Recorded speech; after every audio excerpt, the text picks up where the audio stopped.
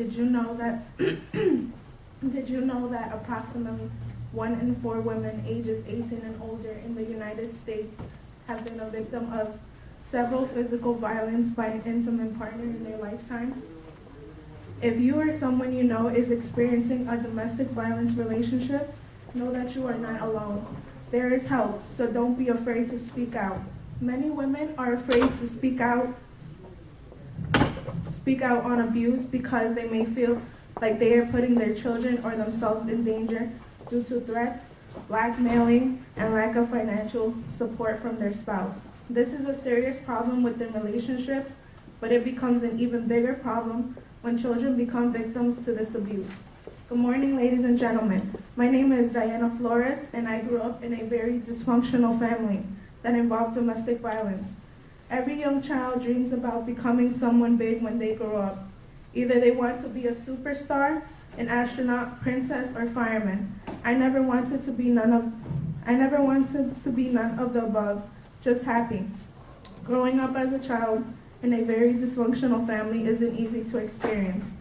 Parents' problems become children's problems, which later on affects not only their childhood, but also follows them into adulthood. So before I explain the domestic violence that I witnessed as a child, I'm going to first give a brief history background of my parents. Both my parents were born into large families. My mother grew up with 7 other siblings, and my father grew up with 6 other siblings. They had large families back in Mexico. Both my father and mother came to the United States at different time periods, not knowing one another. They later on met in one of my uncle's house from my mom's side of the family. That's how it all began. They quickly began a relationship being too young. My mom was 16 when she got pregnant and had my older sister. By around 19, she had me. My parents have very strong personalities. And when I say strong, I don't mean brave or fearless. I mean stubborn, passive-aggressive. This describes my father as a whole. It started out slow. Like every time my mother went grocery shopping, she had to show my father exactly how much she spent. She wasn't allowed to use any of the change for herself.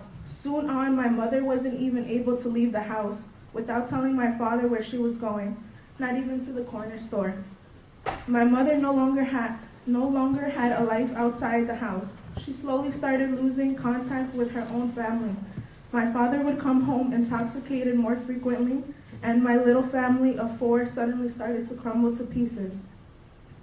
They say you always remember the worst times in your life because they mark you forever.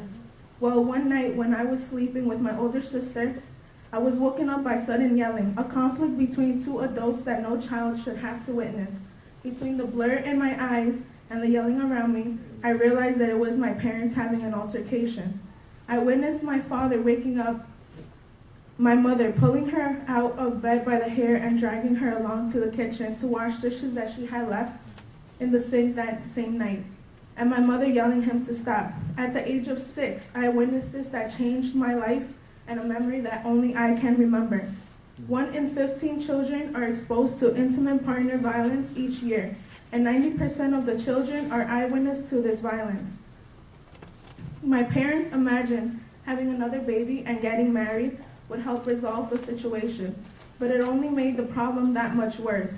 After my younger sister was born and about a year or 2 into marriage, they ended the relationship and began to file for a divorce. My mother one day packed up her bags, including my sisters and I, and took us to Arkansas, about 1,208 miles away from New York. We didn't last 2 weeks in Arkansas before my father realized my mother had kidnapped my sisters and I. Approximately 2 years later, my mother abandoned my sisters and I. She couldn't handle the torture of living with an abusive man and decided to take the easy way out.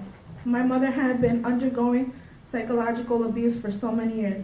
Once again, I was the one to witness this. Going to school was troublesome. I wasn't a grade A student, and I didn't care about school at all. I dreaded parent-teacher conference when it came around the corner. My father would forcefully make my sisters and I go to parent-teacher conference. I felt embarrassed because no one in my school went to school events without their mother or both parents. The teachers would say The teachers would always tell my father that I never paid attention in school. I was always too distracted. I started to fall behind.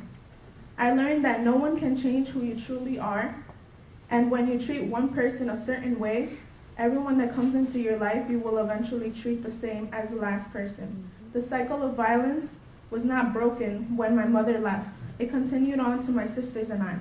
My father did not know or was not taught compassion. It was always harsh words and physical abuse with him. It is known that children who live in homes where there is domestic violence also suffer abuse or neglect at high rates. I am 19. I already went through elementary, middle school, and high school. The pain and flashbacks still tend to follow me, which make the life that I am suddenly starting to begin as a young adult that much harder. Domestic violence within my parents weren't just arguments. They weren't disagreements that occasionally occurred. It didn't just take away what was considered to be most of my childhood. Domestic violence took away the little happy memories I had with my parents.